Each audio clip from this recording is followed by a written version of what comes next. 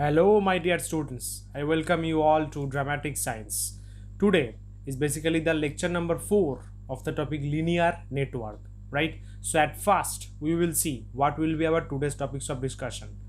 So, as you can see, we will discuss superposition theorem at first. I hope you have gone through maximum power transfer theorem, Thevenin's theorem, and Norton's theorem that was in lecture number 3. उसको पहले देखो, ठीक से समझो, then this lecture will be more beneficial and more easy, right? I will give all the links, lecture 1, lecture 2, lecture 3 तीनों का link description box में होगा, right? अच्छा, next we have Anderson bridge, a great, really great concept, new kind of bridge. I think you have learned about Wheatstone bridge in your class 12 topic, right? Here it's a new bridge, Anderson bridge, and some numericals related to this all topic. Okay, so without wasting time, let's start with superposition theorem.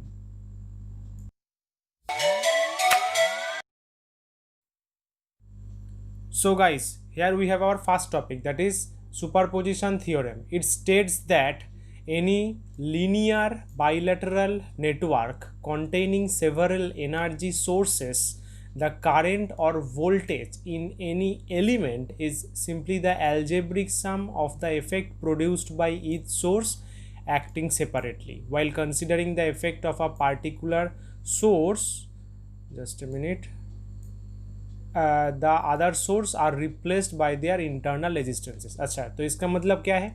We will consider a simple linear network. ये तो chapter ही simple linear network का है, and वो bilateral network होगा. Bilateral network मतलब I think you have learn that in biology. Suppose we are considering a box. हम लोगों ने ऐसा एक बॉक्स कंसिडर किया, इसको सिंपली मिडिल से अगर डिवाइड करेंगे तो इस तरफ और इस तरफ अगर सेम काइंड ऑफ मटेरियल्स और सेम काइंड ऑफ सब्सटेंस होगा, then we will call this portion as a bilateral type. Okay, so it states that in any linear bilateral network containing energy sources, the current or voltage in any element is algebraic sum of the effect produced by each sources acting separately. Suppose ये जो circuit consider कर लो, इसमें 20 volt एक source है और 30 volt और एक source है. अगर हम लोग 20 वोल्ट को कंसिडर करेंगे तो 30 वोल्ट को नहीं कंसिडर करेंगे. अगर 30 वोल्ट को कंसिडर करेंगे तो 20 वोल्ट को कंसिडर नहीं करेंगे. ठीक है, किसके ऊपर करेंगे? सपोज 5 ओहम रेजिस्टर के ऊपर कंसिडर करना है, तो जब 20 वोल्ट को कंसिडर करेंगे तो 20 वोल्ट का पूरा इफेक्ट 5 ओहम के ऊपर कंसिडर करेंगे, तब 30 वोल्ट प्रेजेंट नहीं होगा. लेकिन जब 30 वोल्ट जो है, लेट मी इरेज दिस, जब 30 वोल्ट का इफेक्ट 5 ओहम के ऊपर कंसिडर करेंगे, देन ये जो 20 वोल्ट का इफेक्ट है उसको कंसिडर नहीं करेंगे. That's the concept, and this lines are for Bengali version student. So what's the principle, what's the main concept? Suppose this one is a circuit, as you can see 100 kilo ohm, 20 ohm, 5 ohm, 6 ohm, 30 volt and 20 volt are the batteries. Here in the circuit 100 kilo ohm, ये जो 100 kilo ohm है, this one is comparatively large with respect to this resistances. यहाँ पर 20 ohm है, यहाँ पर 5 ohm, यहाँ पर 6 ohm, लेकिन यहाँ पर क्या है? 100 kilo ohm. So definitely 100 kilo ohm तो preferably large है. दैट्स वाई उसको हम कंसिडर नहीं करेंगे. This will be get cancelled.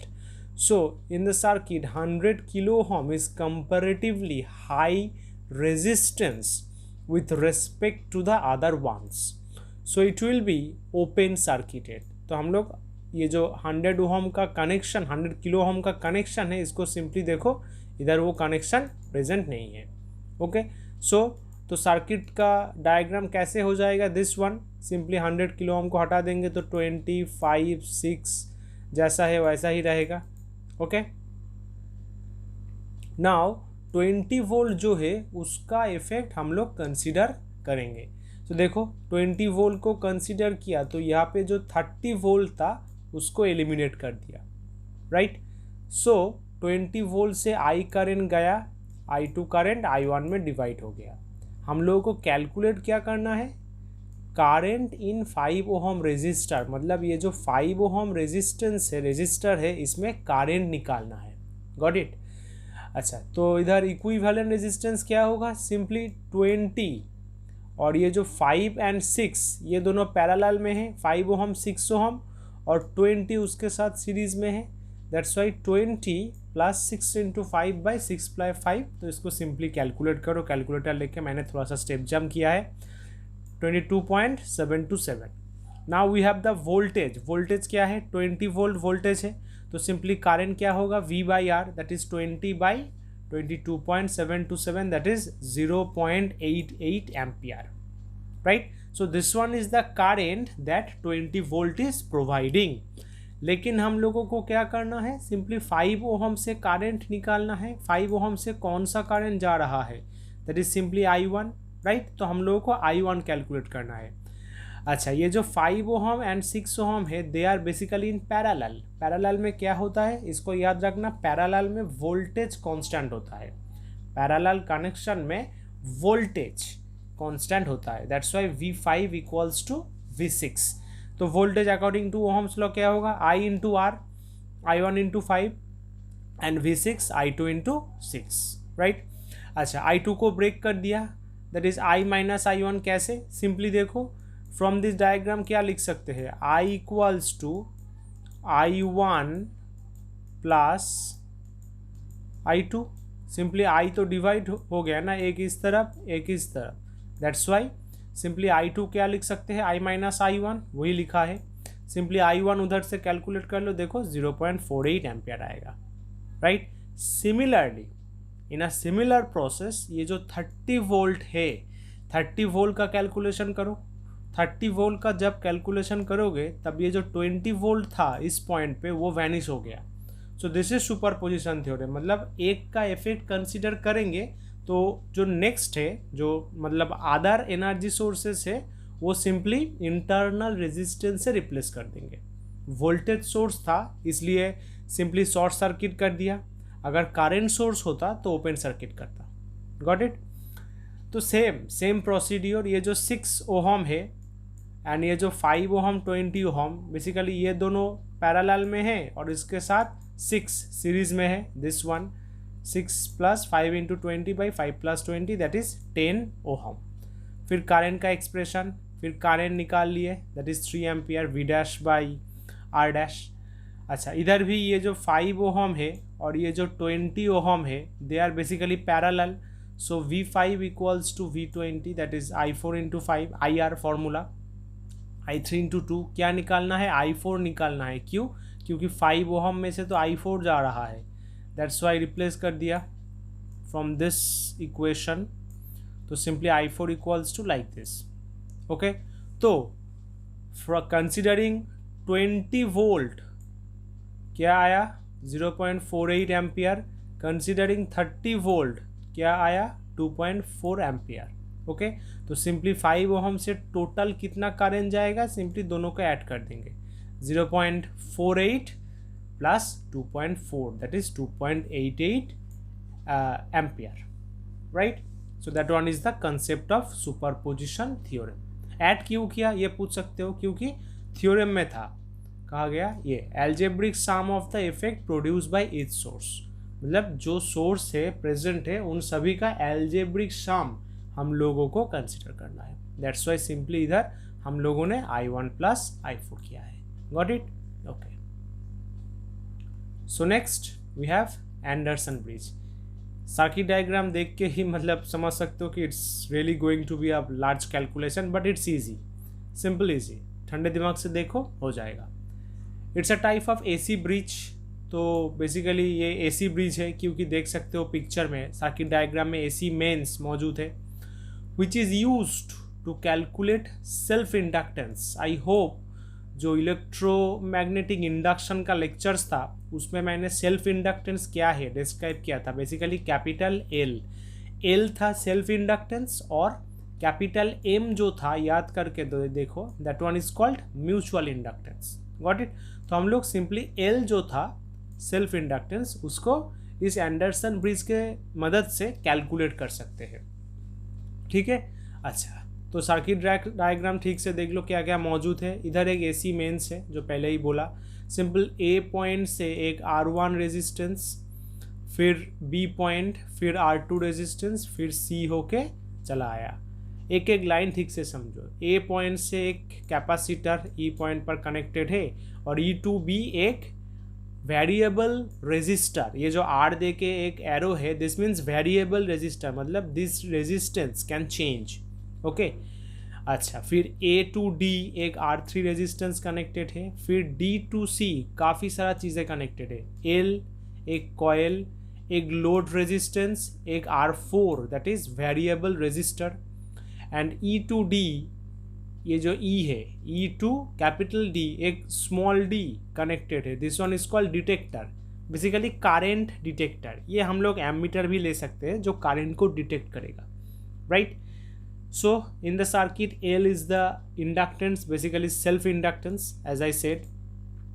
This L, RL is the basically resistance of the coil, उसको हम लोड भी बोल सकते हैं। बेसिकली ये जो L है, L का ही रेजिस्टेंस RL हम लोगों ने कंसिडर किया। C is the capacitor, ये जो C है, C कैपेसिटेंस है, and D is the detector, जो मैंने बोला कि who determine the flow of current. The flow of currents are shown in the diagram. जैसे देख सकते हो, एक तरफ I1, इस तरफ I, इस तरफ I3, फिर I1 इधर से गया, I इधर से गया। ये सपोज D पॉइंट, ये जो डिटेक्टर है, इसने मतलब कोई भी वोल्टेज को डिटेक्ट नहीं किया, तो ये जो सिंपल I था वो सिंपली ऐसा चला जाएगा और इस लाइन से I1 प्लस I होके C पॉइंट पे आ गया। ओके, एंड इधर से सिंपली I3 तो ऐसे करके ऐसे चला आया। Got it? Okay. At balance condition potential in D, मतलब लेट्स मेक इट क्लियर, ये जो D पॉइंट है, D पॉइंट का पोटेंशियल एंड ये जो E पॉइंट का पोटेंशियल वो दोनों सेम हो जाता है। This one is the balance condition. Simple ऐसा ही कंसेप्ट व्हीटस्टोन ब्रिज में भी था, सिमिलर टू दैट, लेकिन नो सर्किट थोड़ा कॉम्प्लिकेटेड है। सो D and E point become same, potential same हो जाता है, and thus flow of current through D becomes zero, मतलब ये D से कोई current flow नहीं होता। Okay, now we will apply KVL. I think you know this, Kirchhoff's voltage law, right? A B E A, A B, this one E, तो ये जो एक ट्रायंगल हुआ, दिस ट्रायंगल, गॉट इट, ये जो एक ट्रायंगल फॉर्म हुआ, इस ट्रायंगल में जो जो चीज़ें हैं उन दोनों के मतलब उन सभी के बीच केवीएल अप्लाई करेंगे। अच्छा, तो पहले इसको R1 से I1 करंट घुस गया, तो we are considering that as positive. If current enters, we are considering that as positive. R1 में करंट एंट्री किया तो सिंपली हम लोगों ने पॉजिटिव कंसिडर किया, तो वोल्टेज क्या होगा, I1 इंटू R1, देखो वही है। Got it? अच्छा, फिर B पॉइंट से आए नीचे की तरफ, ये जो R है, ध्यान से देखो, I am going in this direction, लेकिन current is coming in the upward direction, that's why R के हिसाब से जो वोल्टेज होगा वो सिंपली माइनस हो जाएगा, दिस वन। और ऐसा समझ में, जैसे हम लोगों ने लूप लिया है वैसा ही रोटेट करेंगे।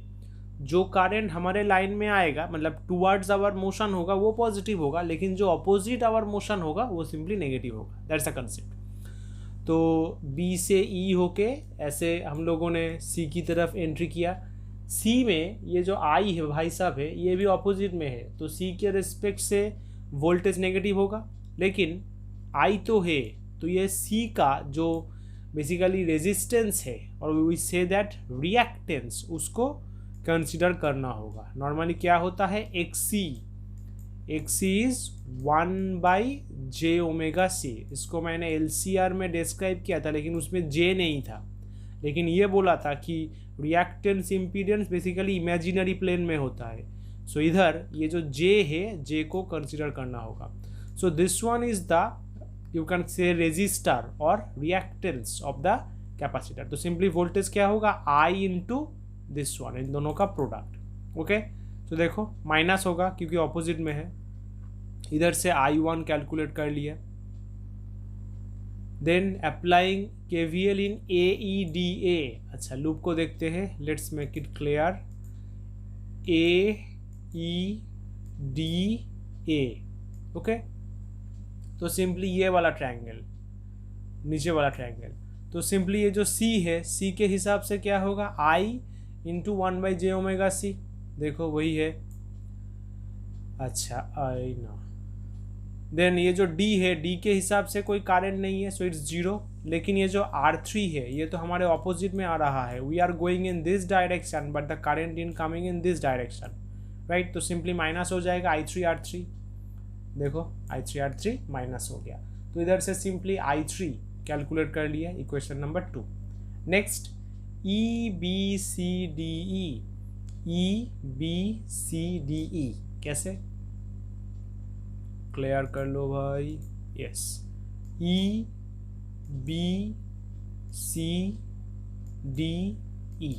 ये वाला जो एक बड़ा सा ट्रायंगल क्रिएट हुआ, तो सिंपली पहले E to B जाएंगे। This one is in the direction of our motion, that's why plus I into R, देखो वही है।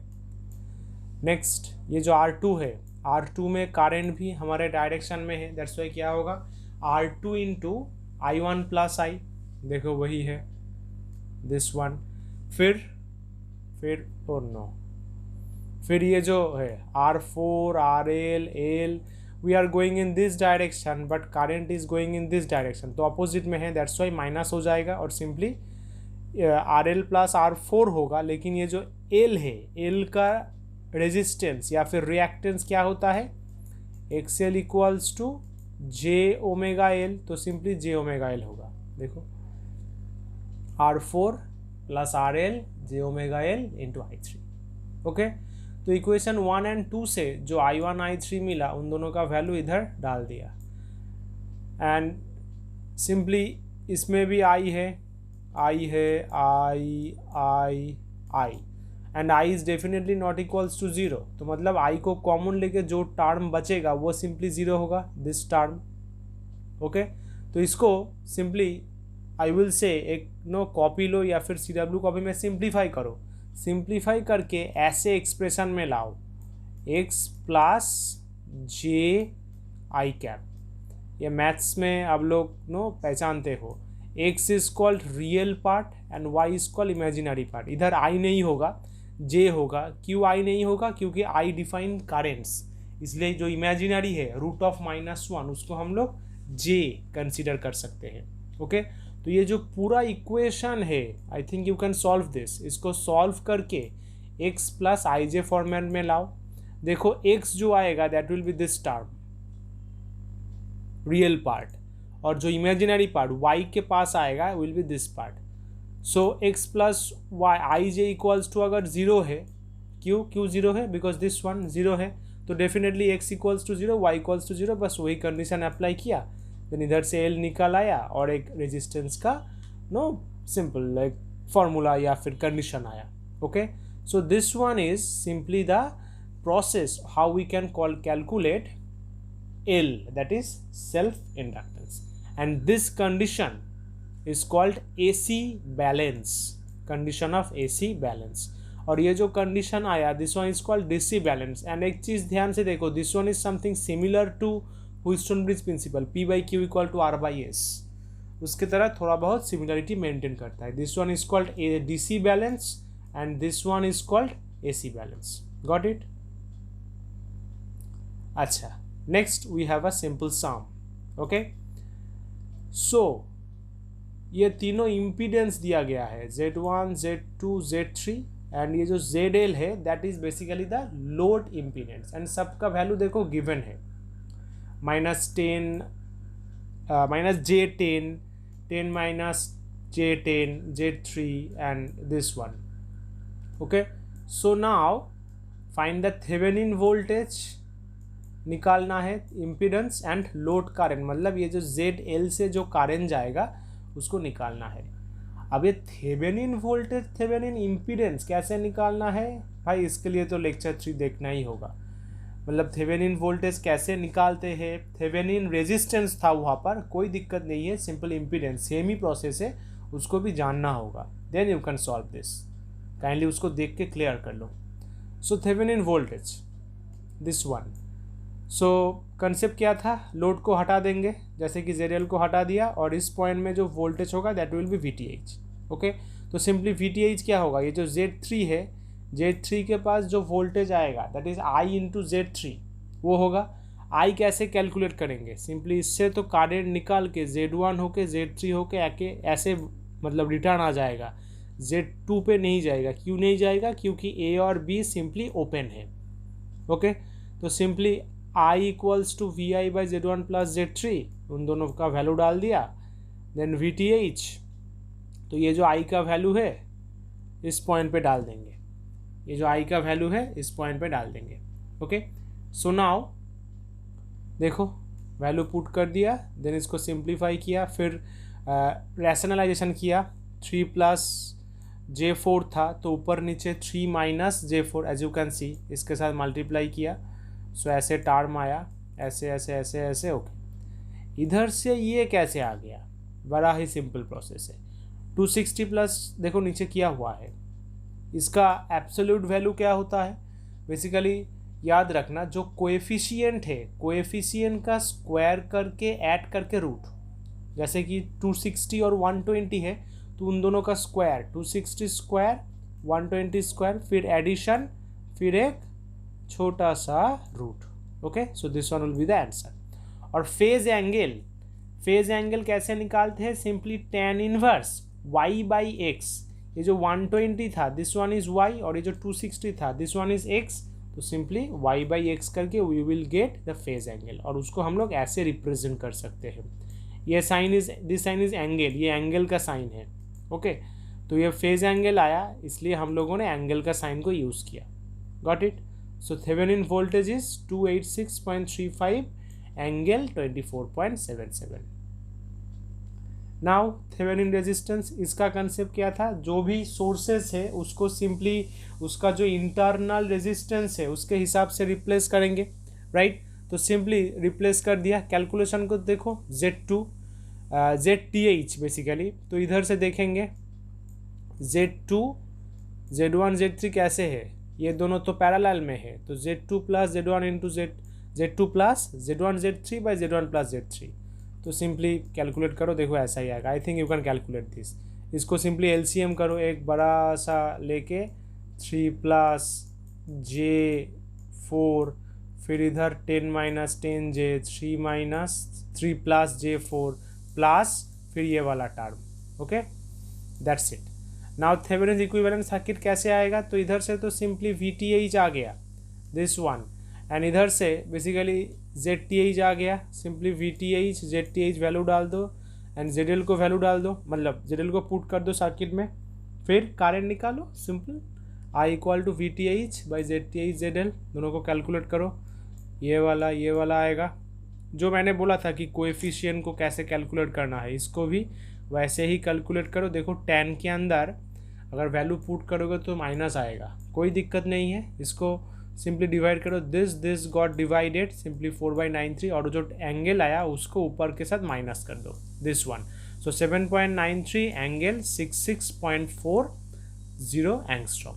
सो this one is preferably the RMS value. हाँ, ये जो पहला है 7.93, this one is basically called the RMS value, and ये जो एंगल आया ये एंगल तो प्लस में है, दैट्स वाई वी से कि EMF जो है बेसिकली EMF के हिसाब से करंट लीड कर रहा है by how many angle, 66.40 degree.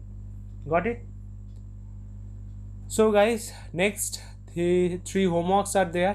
Using Norton's theorem, find the current in the load resistance in the previous circuit। मतलब ये जो सर्किट हम लोगों ने स्टडी किया, दिस सर्किट, इसको नॉर्टन थ्योरम अप्लाई करके ये ZL में से कितना करंट जाएगा उसको निकालो, मतलब सेम ही आएगा डेफिनेटली, ये वैल्यू ही आएगा। सो चेक कर लो क्या ये आता है कि नहीं।